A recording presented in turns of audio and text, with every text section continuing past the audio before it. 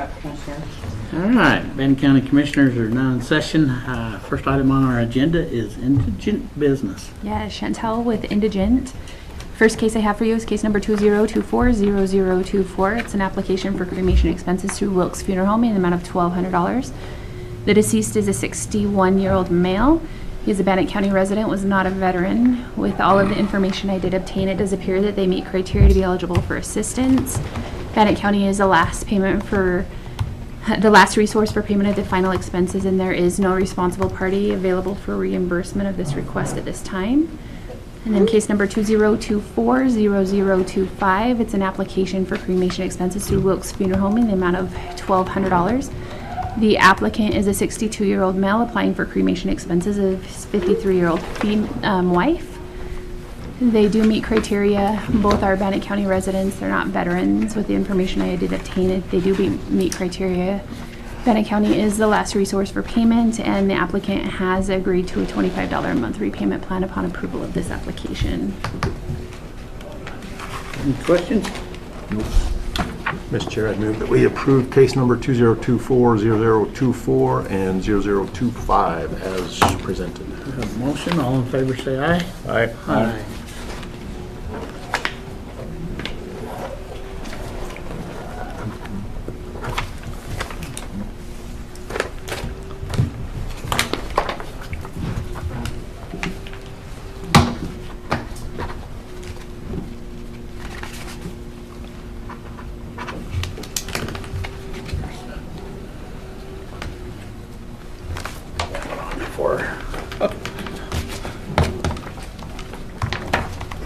Thank you. Thank you. All right. Scott.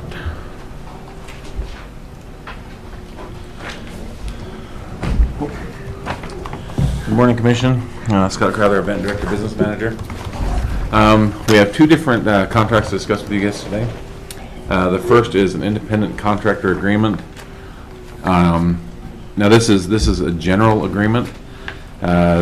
So we've had a pretty decent discussion with legal about utilizing like the dance company to come and help us run concessions for some of our events in order to avoid or to kind of steer clear of like labor laws and to not have these guys be considered our employees. We have to fill out a contract for every event we do. And we really it's got to be open to everybody, right? And if any youth group wants to come to us, anybody wants to come to us, if they fit our requirements, then we've got to plug them in. So that's what this contract reflects. And then the other thing on this contract is I'm seeking permission to sign myself rather than having to bring these contracts before the commission because we have to do one before every event we do. If by chance we change companies or groups, will we have the opportunity to run through internal controls of handling money? Yeah, we'll have to go over the policy side of it. Yeah, yes, for sure. Okay. I don't know that we're going to, but we can't. Right. We can't give one person, one group, just the sole. So if other groups came to us, we would have to give them an opportunity as well. That causes me a little bit of stress because how do you handle the customer service aspect of it with new groups, potentially new groups all the time? Yeah. So we have dealt with different groups. The only difference is the dance company brought in different groups to work on their behalf. So we showed up and there was just a different, but it was all under the dance company. And so, yeah, it was a lot of legal wrangling to come up with this contract and this process. We do feel like it will give us, it protects us the best. We ran into issues where if we tell them what to wear or what hours they have to work or what their job stations, if we got too in the weeds with it, then they became our employee and then we have to start paying, workman's comp is I think it was a big one for it. But with this, it allows us to say these are the guidelines, right? You have to, if you're handling food, you have to follow these standards. If you're handling money, this is how we do money. And most of the people that run the tills, the majority of well, it's not true. Food tills are ran by the dance company. All of the alcohol tills are ran by our staff.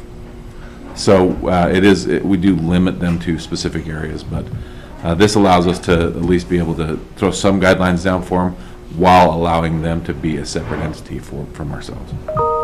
So we couldn't specify, we need you here from 6 to 8 as an No. independent contractor? No. But if we say the Well, that's- facility runs concessions from these hours, we should be prepared at Yes. this point. So we can tell the entity,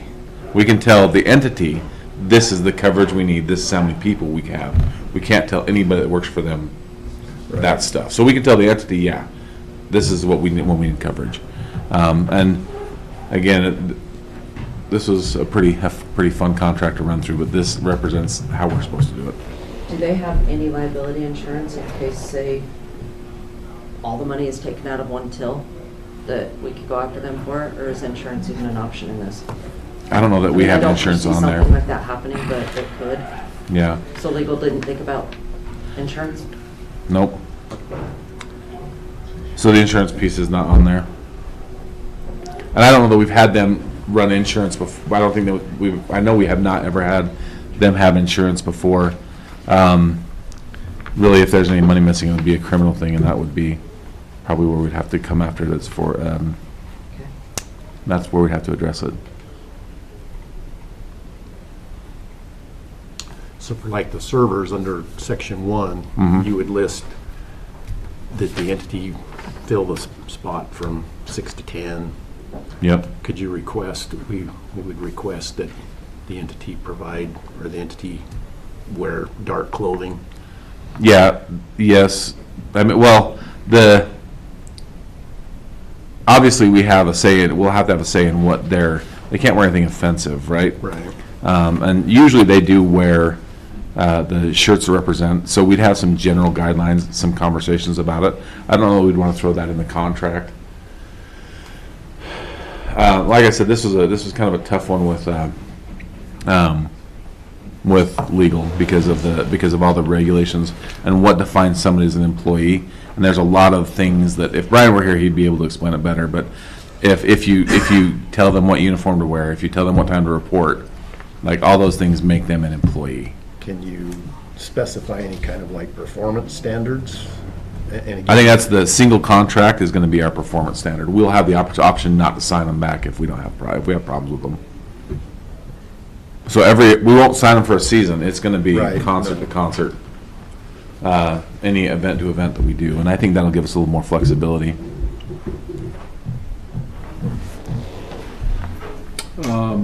You do have stuff about insurance in here. I was looking at I had the wrong contract in front of me, I see so workers' that's comp. good. No, it says the organization acknowledges, well, let me jump down a little bit. Organization agrees to provide general liability insurance for organization. Okay, That's, but Sorry, it's not pulled out as insurance. okay. Yeah. I honestly have not reviewed this, so I was skimming it this way we're going. And then also, you do have a statement in here about the organization being able to provide people to work the alcohol if they're a certain age. But are you telling me that that's not gonna happen? So they can help with like alcohol wristbands. They've got to be a certain age to help with alcohol wristbands. Is that what you're referring to there? Yeah, so they'll be a part of the alcohol process. Like the servers that hit the boxes, they're going to bring alcohol too. But typically, the people that are working at the alcohol booths have to be a certain age, Right. and they're the ones that take the money. So the exceptions would be the people that work the So boxes. some of these guys will be involved Yes. with the alcohol sales, okay. Mhm.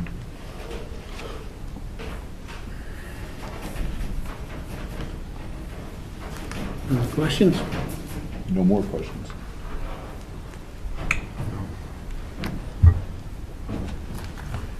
Are you Moving forward. okay with Scott assigning this then? I am on the way it's set up here and stuff. I mean, we've given him the authority to do this, and so I like one person being responsible instead of coming in on a weekly basis to have us sign. Okay. Mr. Chair, I would move that we approve the independent contractor agreement for the event center and authorize the manager, Scott Crowther, to sign the individual contracts as requested. We have a motion. All in favor, say aye. Aye. Aye. Great. Could you sign those, you'll provide those to For sure. Davenport and our office? The second contract is, as you guys are aware, we've looked for a camp host for a couple of years. We had a gentleman that reached out to us last year that wanted to do that for us in exchange for essentially free room and board. And we talked to him a little bit about his, the responsibilities that he would have, which is essentially unlocking RV spots when people come in and then letting us know that there's a new camper here. He would not collect any money. He'd really just unlock, and then he wants to do some general maintenance around the complex, if that's, helping mow lawns or do a little bit of weed eating. We don't want to get too crazy with that stuff with him. Really, what we're looking for is that after-hour support. If somebody pulls up in the middle of the night and needs a box unlocked, he'd be the guy to go out and do that for us. Really, all we're looking to provide in return is the camp spot and then some propane. Now, we did list all that stuff out in the total value, the $45 a night, so we listed that as a total value so you can see what the trade would be for this position, but, and then we just did an independent contractor contract, so. Well, I'm excited to see this work. I mean, all other RV parks utilize this same type of deal. You get a lot of people that want to come back from Arizona this time of year, and I have no problem with it. I'd like to see how it works. How much time do you think that this will save your staff? It's I don't know that there's a ton of time on that they claim on the clock.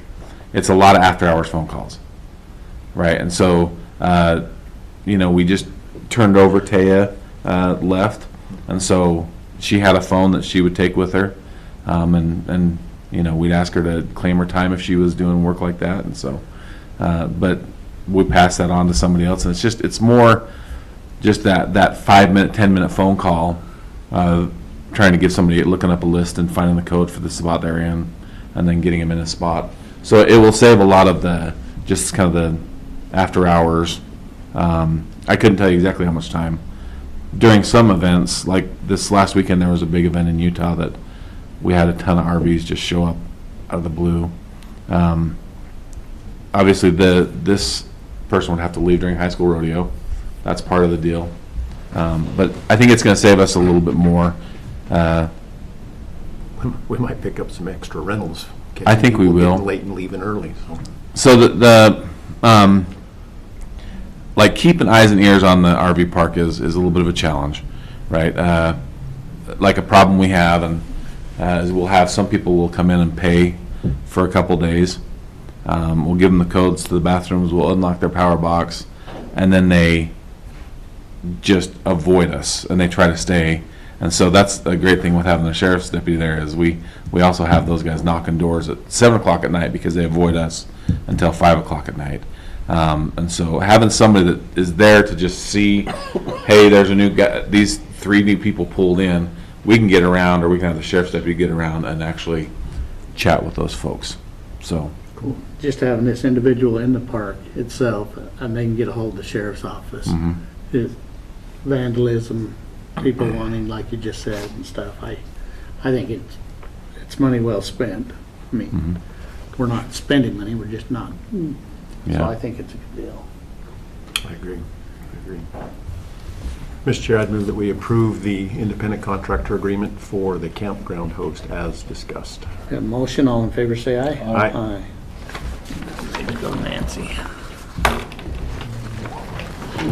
All right, thank you very much. thank you. Seth? Seth Scott, Director of District 6 Juvenile Detention. I'm bringing to you today a memorandum of agreement which has been ongoing for 16 years. We've been doing this since 2008. The Department of Juvenile Corrections provides us with $51,000 to, technically we have a contract with a clinician, and the Department of Juvenile Corrections pays him through this contract, but it's been ongoing. It's really the best thing we have going in juvenile detention because it gives our judge and probation officers a good idea of what's going on with these juveniles and their families, and we make recommendations to be able to get them out of detention. So it's a wonderful program. We're thrilled to have it. We're grateful for the Department of Juvenile Corrections for providing this all these years. So we just need to get your signatures for approval. Any questions? Nope. Motion? Mr. Chair, I'd move that we approve the agreement as presented. We have a motion, all in favor say aye. Aye. Aye. And then just a quick comment regarding this moving forward. The Department of Juvenile Corrections has reached out to all of the facilities and said they would like, right now, the clinician we work with, he just turns his hours into me, I sign off on them, and then he turns it in and they pay him directly. The Department of Juvenile Corrections would like to start having them be county employees, and they'd reimburse the counties. County employees or contractors? And county employees. So, and they got a lot of pushback. Almost all of the facilities, including myself, said, no, we really like the way we're doing this right now. And they said, well, you know, we'd like you to look at this in the future as well. So we could meet on that, but it's not something that I'm interested in doing. This is the process we do is really simple. It's really easy. If we were to do them as an employee, we have two guys that kind of share that position as a part-time each. But if it ever moved into a full-time type spot, we'd be dealing with benefits and all that kind of stuff too, so. Well, if they're treating them as a contractor, why couldn't we treat them as a contractor? What's the push for the benefits? I don't know. That's just the way they presented it, and if there's a way for the county to do it as a contractor as well, then that may be a possibility, Because but. that'd be easy. Okay. Then we would just treat it like a grant. They bring the money in and we pay it out as a contractor. But an employee, oh my gosh. Would it make any difference to you if I try to keep them doing it the way we've been doing it, or if they became a contractor? The way we're doing it now is great, but if the pushback is they want to treat these more like grant funds and then submit them to us, then as an independent contractor would be the second. Yeah, Yes, we don't want to make this an employee. I mean, benefits itself and Percy, and I mean, it's a long time. That's a lot of Yeah. money down the road too that we are committing. So our first option would be leave it just out as is. Okay. Second option is that if they want the county to do anything, we would treat them as a contractor, not an employee. Okay. That's good to know moving forward, because I know it's going to come up Everybody again. So. Okay. Yeah. Makes a lot of difference in funds when we start talking about an employee. Okay.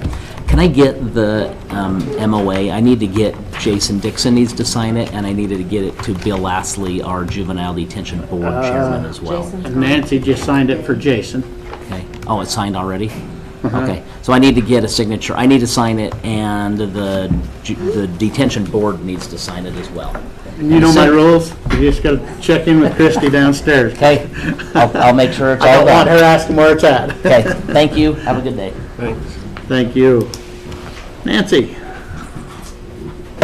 So, Oh, Commissioners, I gave you the wrong one, I think. Boy, we'd all been in trouble there. Oh, yeah, I got Scott's. Let's see, they both say Scott on them, probably. Well, Thank you. sorry. you're good. Christy and I just wanted to apprise you guys of some additional internal processes that are going to be with the BLM Good Neighbor Authority grant for fuel reduction. We do have to sign up for another government system called Grant Solutions for reporting and even notice of the award. So we're working on getting that access right now. And then, well, that's not really part of the GNA one, but Christy wanted to report on some other. I just wanted the commission to be aware on the Department of Lands grants, the turnaround time for reimbursement is not ideal. Charity submitted a reimbursement in January, and we still have not received the funds, $240,000. That's going through Tire. Yeah.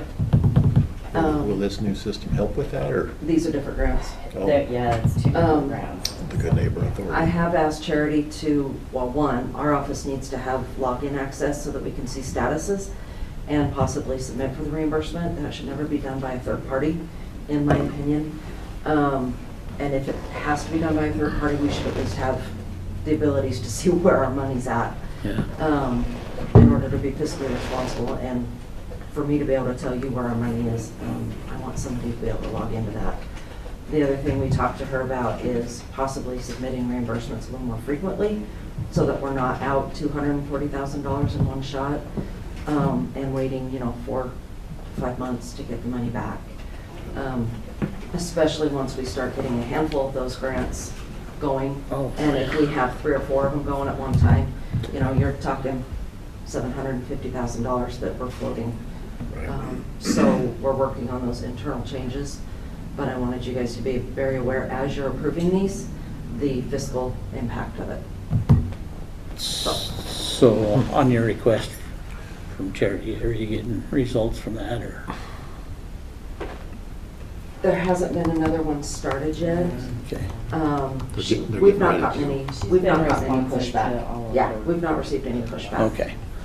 Okay. So I just don't like having that much money sitting out there not knowing how soon it's gonna be. Yeah, they're getting ready to put another one out to bid here in the next couple of weeks, I think, so. Yep, that's why I thought the timing of this was good to report to you. Yeah, thank you. Plus, we wanted you to know the impact of that newest grant and the additional work that it's gonna put on staff.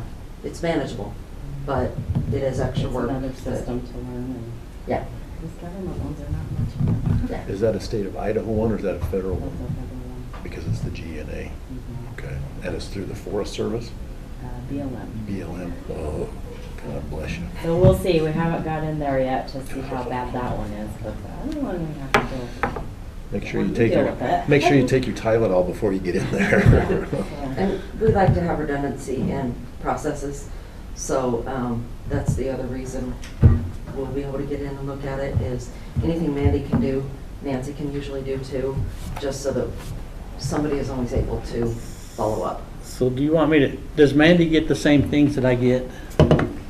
Generally, one of us does. But Okay. continue to forward it. I Okay. would rather. It's only- And I've just been forwarding to Nancy Yeah, so that's that fine. 'cause everybody if it's doesn't. something that we're already aware of, I just, yeah, Okay. I would always rather have 2 emails than none. Well, than miss then- something.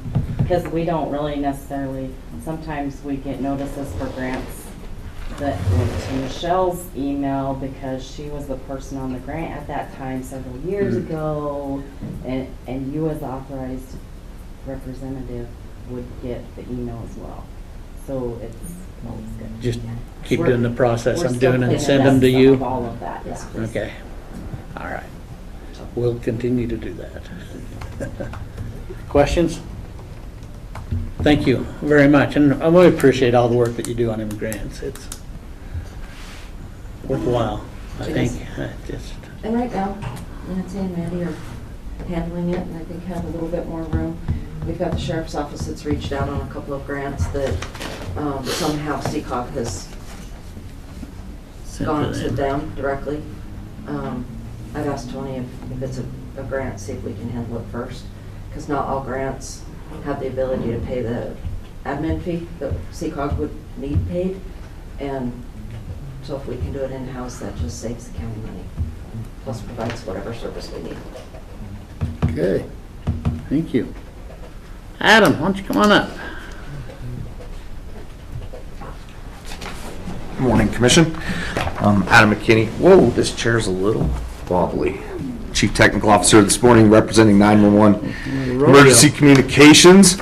I think we've discussed the back and forth we've had with Motorola recently on some of this Spillman stuff for the Flex law enforcement server. We've made a couple of difficult choices in upgrading and foregoing asking for a server upgrade for another cycle. We've made changes to the existing server this year to support us through the next year and a half. And in kind of they've come back to us with this idea that I'm presenting to you today. It's kind of a sorry we couldn't get this other deal done for you, and in addition, we are really interested in continuing business with you. And basically what we've got here is a 10-year timeline flex contract that would lock us in for 10 years with the Spillman software. Now, we are like customer number 6 with Spillman Software. We've been with them 27 years. I don't anticipate the agencies wanting to leave Spillman Flex software anytime soon. They're all really into it. It's used for EMD, it's used for fire, it's used for police, it's used for the jail. Every single agency is, and we've actually, as 911 over the last couple of years, we've pushed back the agency costs to the agencies directly in order to pare these costs for the county down considerably. But what this would do, this contract, because we need a server refresh in the next couple of years, this would, they offered us this deal. The deal would be that they would keep our upfront maintenance costs for FY25 the same as this year. It's $123,002. That's what we paid this year. That would lock that in. Normally that's subject to a 7% year-over-year increase. The next thing it would do is that we would pay in FY26 for the server refresh at $315,000, which would refresh all the server equipment at Pocatello and at the Sheriff's Department with new equipment that would have at least a 7 to 10 year lifespan on it. I demanded that because I think these 5-year timeline refreshes for computer equipment, for things that are server enterprise grade, I think that's a little quick. I think 7 to 10 years makes a lot more sense. And then the other thing it does is that it locks our year-over-year increase rate at only 3.5% rather than 7%. And so I spoke with Christy about how we could forecast to pay for this. Right now, this year we are in year 4 out of 5 on a lease payment for PPD console equipment. Next year we will budget for the last cycle of that at $137,500. Then, so for FY26, that will not be in the budget line. So that's approximately 40% of this payment. The other 180 would come out of our 911 reserves, which she did check on forecasting. We should have enough money in there without drawing those reserves down too far. I think it would take about a third of the reserves that we currently have. That would pay for this, and then over the 10-year timeline, we would bank nearly $400,000 back into the reserves, which would pay for a timeline refresh again at 8 to 9 years out. Unfortunately, this stuff, they won't push past 7 years usually on maintenance equipment. And I'm okay with some equipment being out of maintenance, but this stuff being mission critical for the law enforcement, public safety people, really difficult to push that far out. So again, we've done this year with our project budget. We've done enough to keep us running for the rest of this year and all of next year, and possibly a little further. This would set us up for a 10-year time window, basically beginning this cycle on the maintenance costs and then refreshing us next budget cycle and then pushing it out to 2034. So is the 400,000 cost savings because you went from 7% to 3.5%? Yeah. Yep, that's exactly what it is. And I got to be honest, that 7% year over year is Big. It's astronomical. I mean, just in the 3 years I've been in charge of the department, we've gone up 20% on those charges, those fees. We've gone from like 89,000 to 123,000. So any savings we can get there, in my opinion, is really good. The other thing is Motorola simply knows that this software is demanded, and if you speak with the agencies, you speak to the police chiefs, you speak to the fire chiefs, they want this software, and the vendors know that. So anywhere we can shave money on this, I've tried. It's why I pushed back to the city of Chubbuck. We used to pay their portion of this cost. We've pushed that back to them. We've pushed some of the module costs back to our sheriff's department. We've done a deep dive and actually scrubbed out a lot of the modules that we weren't using. So some of the agency's costs have even gone down. And then Motorola has also really pushed the idea of us being a shared agency on this equipment like we've done with the Vesta system. At first I felt that that was great, but in practice it has not come to fruition the way I wanted it to. So I told them we are not open to doing any more of that in the foreseeable future. We need to take care of Bannock County first. It's a little different on the Vesta system because the Vesta system, by partnering with the other agencies, gives us access into the IPSCC grant fund for a large grant draw. We're probably going to get a grant this year to refresh that entire system and a 4-county system because that's the way the state wants us to work for that type of, or I should say the IPSCC, they're not technically the state, but those collaborative grants. That does not apply on this system. This is CAD, computer-aided dispatch. And so I've simply said, look, we need to worry about Bannock County. And they came back to me with this idea, which I actually feel is pretty good because getting Motorola to shave prices on anything is some bit of work. But again, I simply had to just be firm and say, look, we have to line these things up like chess. You can only get them so many projects per year. It's an unlimited budget. And so they presented this idea to me. So how does this set us up for the regional stuff that we've been talking about? With CAD, it doesn't. The truth is, with computer-aided dispatch, it simply doesn't. And I don't like, after having seen how Motorola went and kind of shopped our idea of regionalizing to some of the other counties without really bringing the idea to me first, or so I could bring it to you guys first, I didn't like that. We spoke with Power County. We're bringing Power County onto the system now. And that was kind of the project pilot, right? I wanted to see how the Power County, how it worked. And I asked Motorola at that time, please do not shop our system around to anybody else until this project is done. And they did anyway. I got a call about that. That's right. And they went to a couple different counties and sold ideas that you guys are ready to go, and we weren't. We weren't ready to go. In fact, I had them vet the system twice. Their engineers got into our system 2 times and guaranteed me in writing, the system has enough capacity, you're set, you're good, you won't have to spend any money. Well, that was not the case. 6 months later, we had to spend money to keep the system running for our agencies only. So at that point in time, I told Motorola, these deals are off the table. I asked you not to do it.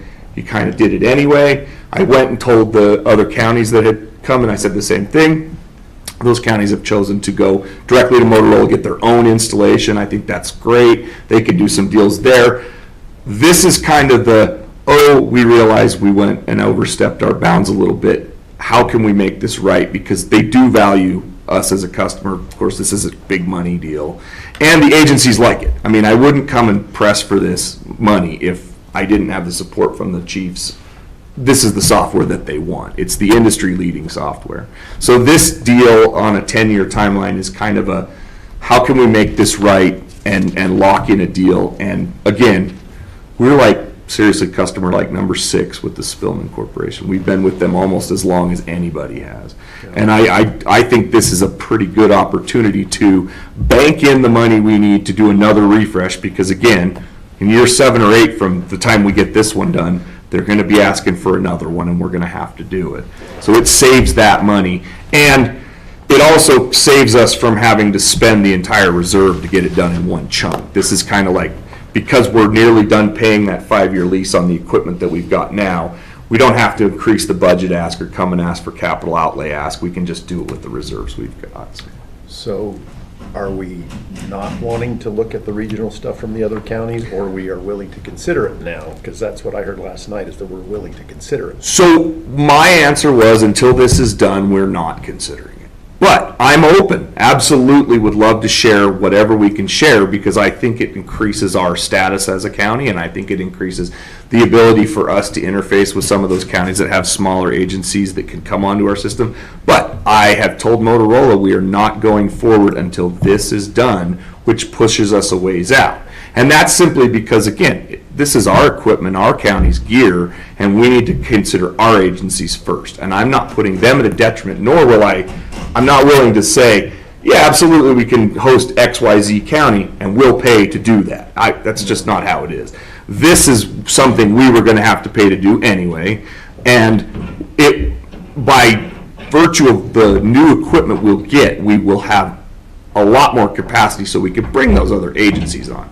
But I have instructed Motorola, do not offer to join any more counties to us until this is done, and we've had a conversation with them. That was the biggest thing that I didn't like, was because the Power County deal, we were in the loop from the beginning. Right. We went over and met with the commission, we all knew what was going on, and then they kind of extrapolated that to a couple other counties without really involving us. I met with the Minidoka County Sheriff back in October, which was when I asked for a written confirmation that the system had enough. Well, in January, the system ran out of space. So the answer wasn't, oh yeah, you're good to go. The answer was, we're trying to push these guys together. And so I'm all for regionalization, but this has to happen first, and we have to be taken care of first. So if we sign this today, and we reach out to one of those counties that called me last night, said come back in June and we'll have a discussion. Yeah, we could do that, absolutely. And we need to have a conversation with everybody involved. I don't think it can be Motorola's salespeople pitching. They can't, I don't feel that they should be.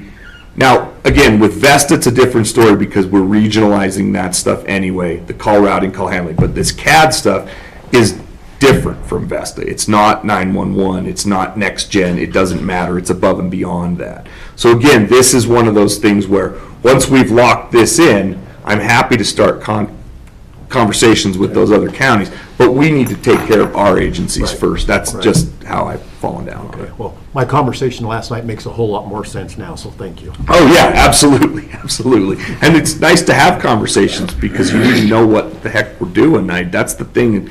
Cassia County came to me and said, oh, hey, Motorola said you guys are up, let's do it. And I said, well, hold on, let's talk about it. So again, I don't normally have to have pushback with these guys, but on this one, I simply did. They're not gonna push us around on getting additional counties just because we've said we want to regionalize, it's not an open door, so.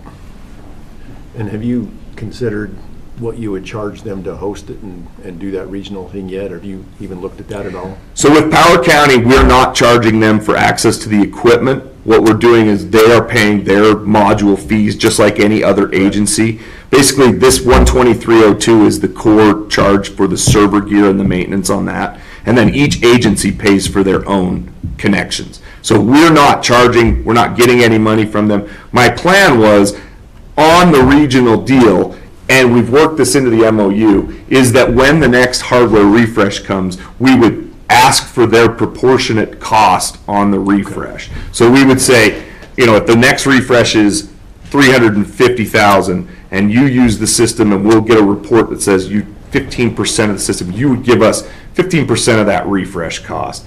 Now, the downside to that is I haven't broached that with the local agencies. That was only that's in the MOU with the external counties. We do not have a flex MOU with with Pocatello Police Department or Chubbuck Police Department or the Fire Department. That's been a little bit of contention because, the Fire Department, we pay the ambulance districts as part of the ambulance, but the Fire Department doesn't. So the Police Department pays their portion, we pay the Fire Department. We do not have a deal with the cities where we could come back and say, okay, City of Pocatello, and in the past, we haven't done that.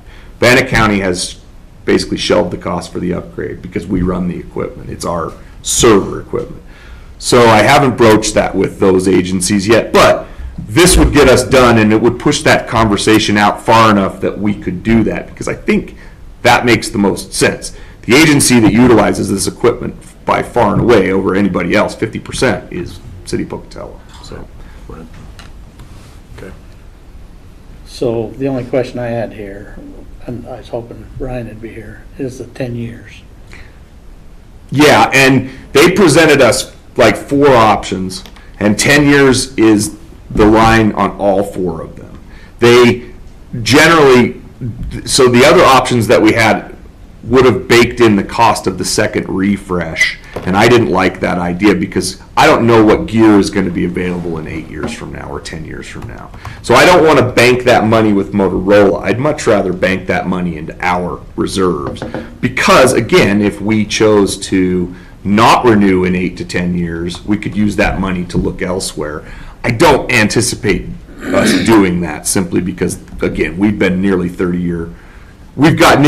years of data in this system for our area, and it would be a pretty big ask. And again, this Motorola Flex Spillman system is really the industry leader. But I agree, 10 years is a long timeline. Well, I just wonder about the legality of it. Oh, okay. Can we enter into something longer than 5 years? Oh, okay. That I wasn't. Yeah, and that's why I was. I'm just trying to look right now at the statute to see if I can read that quick enough, but. Is there a non-appropriation clause? Because if there's a non-appropriation clause, does that take care of the term? There is this contract does not have it because this is just basically a extension renewal of our existing contract. Our existing contract does have non-appropriations clause in it. So maybe that. Yeah, absolutely, it does. This would be like an extension locking in the contract we currently have just over that timeline. I think that lease might just apply to county property, if I'm reading this right, but let me go back and check another statute.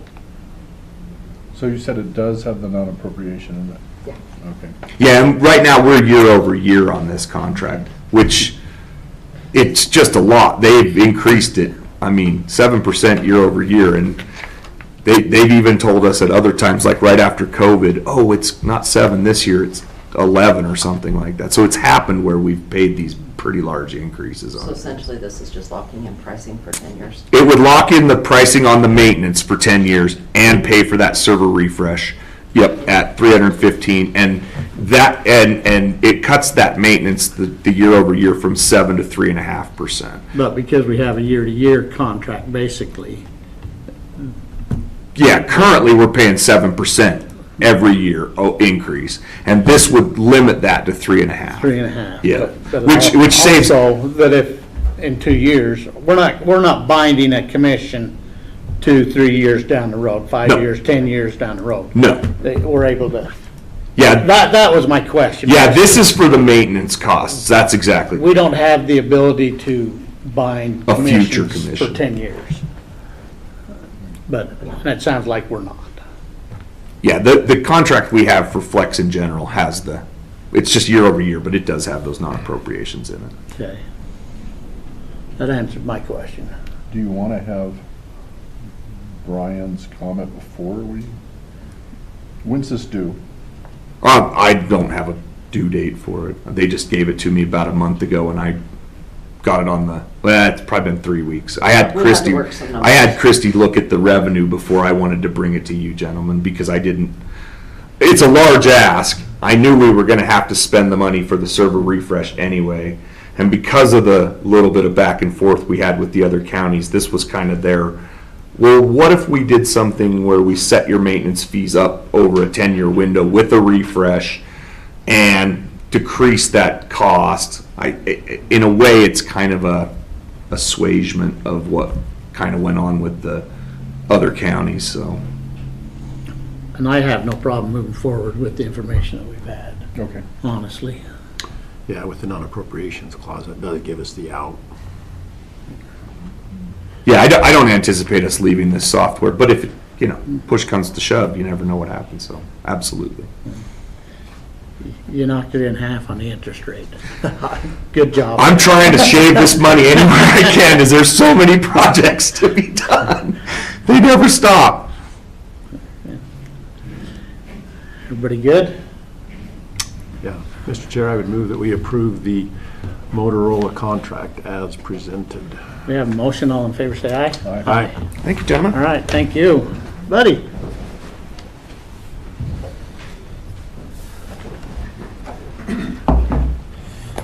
Good morning, Commissioners. Buddy Romero, Public Works Assistant Director. So I have before you guys the state contract that we have with the Department of Health for our mosquito program. This funding we typically use for our testing for the West Nile virus and use it for all of our trapping efforts. We typically get this grant work funding every year, and the amount changes every year. Last year we had 20,000. This year we've got 4,000, which every little bit helps. But we use that funding for dry ice, fuel costs, labor for the speciator seasonal employee that we have, and also testing supplies. Any comments? We've treated this like a grant in the past, but after Nancy looked at it a little bit closer, it should just be a contract. So there was a little bit of a delay because we changed gears on Buddy. Okay. But this is one that we've had in the past and Yeah, worked we've had forward. this for, since probably the first couple of years that we've had the mosquito district. It just subsidizes the program. And I told Buddy earlier, I was out in my front yard Saturday night and I was slapping mosquitoes already. They're So- here. Any questions on this one? Nope. No, I'm good. Mr. Chair, I'd move that we approve the contract with State of Idaho HC 5507 as presented. We have a motion, all in favor say aye. Aye. Thank you. All right, thank you. All right. you want to do Jason's? Yeah, I talked to him this morning too. So, go ahead and start off and I'll add if I have some. Okay, Mr. Clauser, Comptroller, before you is an amendment to the agreement we have with CBP for collections in the courts. And we've had this agreement since March of 16, not really ever utilized it. And You've never utilized it? they have not. We had an employee that is no longer with the county that decided it wasn't worth Sending. doing. So we have roughly $32 million, or $23 million in outstanding debt to the courts that has not been collected on for quite some time. Debts can be anywhere from $5 or more. These are monies that would be owed to either restitution victims or to other entities. It's just basically anything that's judge ordered. This amendment pretty much just, there's no real financial changes. It just updates code sections and some procedural items. The intent is upon commission approval of this amendment, we will start sending the cases for collections. If responses are received within, if notice goes out and responses are received within 40 days, then there is no collection process. If it goes past the 40 days process, then it will involve collections. The fee will be paid by the debtor, not by Bannock County, will be made whole, and then the debtor pays the entity, the collection company. So that's the quick version. So did you guys have a recent conversation with these guys to get some updated, it's an updated contract, right? Yeah, there's an amendment. It's to update statute and procedures. I think, I'm not sure how the conversation started. Jason's been a little bit more involved and he's not here today, but basically it's come to our attention that we were not doing what we could have been doing to receive these funds, so that situation is being rectified. The state had talked with Jason, the clerks and stuff, and we are the only county in Idaho that is not sending this to collections. Well, that's not good. And we have $23 million of outstanding debt. I caught that part. So as Jason looked into it and stuff, he would just like us to update and he will start moving forward. So, Like Christie says, this won't cost the county anything. right. And so Well, yeah, we can only go up, it sounds like. But with this agency here, so we were originally contracted with these guys back in March of 2016. 2016. Yeah. And then how do we determine who does these services? Because I'm sure there's tons of agencies out there that do this type of work, businesses that do this type of work. I think So do we put them out to bid, or? I think this entity, in 2016, if I remember correctly, this entity reached out to state of Idaho and is working with the entire state. Is that and right? the court system. That's my understanding. And I'm not sure. All I know is Jason got involved with it, found out about it, found out that we were not doing it. And we had disagreement already. So Right. he just wanted to update the agreement and start trying to recoup. And I can't quote exactly, but I'm pretty sure in 2016, they approached us and it was due to the relationship with the state. Okay. So, Other questions? Let's get after it. Motion? Mr. Chair, I'd move that we sign the updated agreement with CDP as discussed and presented. We have a motion. All in favor say aye. Aye. Aye.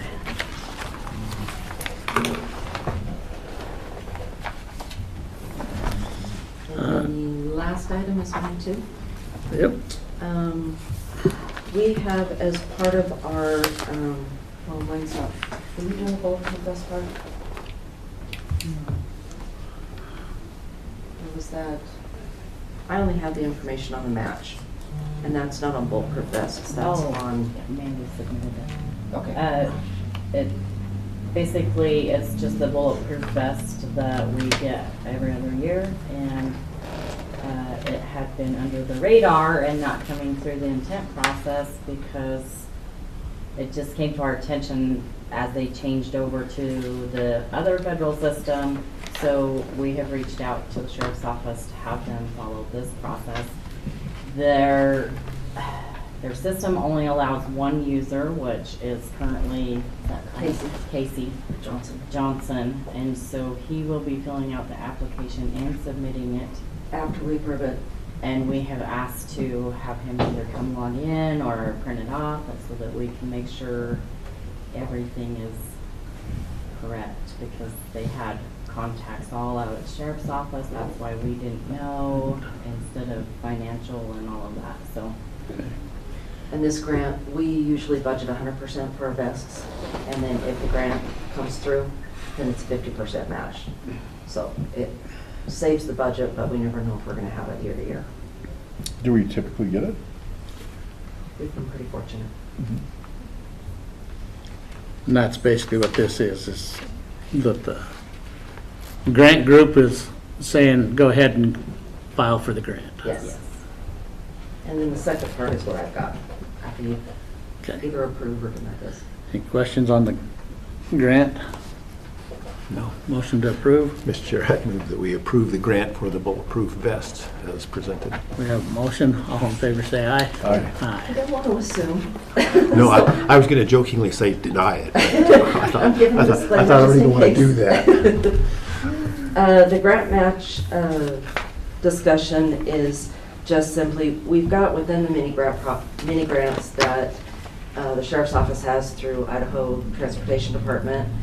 We have one special circumstance where there's a multi-jurisdictional traffic enforcement team where the process is for 4 months. We work these mini grants, but on the 4th month, the match would fall on Bannock County. That match would require extra dispatch person to work because we would be running dispatch for the full day for the enforcement team, which involves other agencies. We didn't budget for that extra little bit of match, so the ask is to see if we can use up to $2,000 of the grant match funds that are in county operations to provide this 1 day of additional enforcement.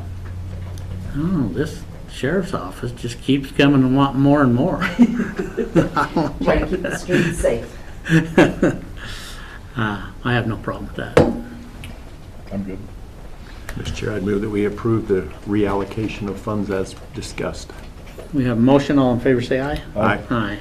When that grant happens, what we'll do is we'll do a check request for the actual dollar amount and then bring that before the board to sign. But I just wanted to make sure we had it allocated. Thank you.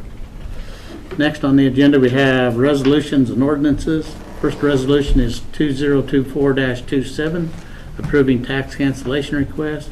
Resolution number 2024-28, approving April 2024 salaries.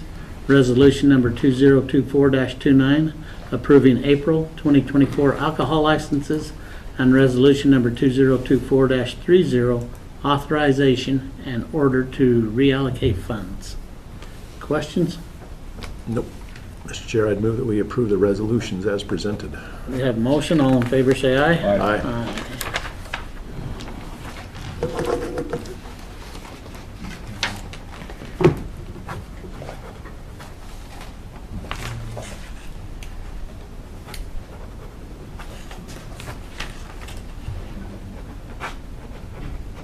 Go this way first, and then Nancy can sign.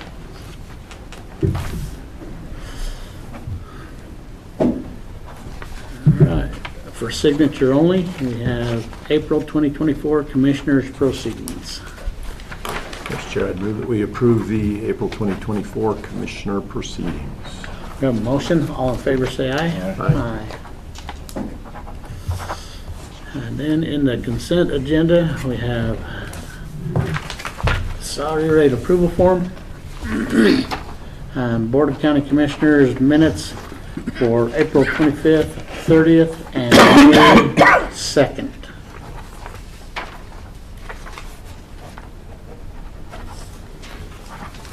Mr. Chair, I'd move that we approve the consent agenda as presented. We have a motion, all in favor say aye. Aye.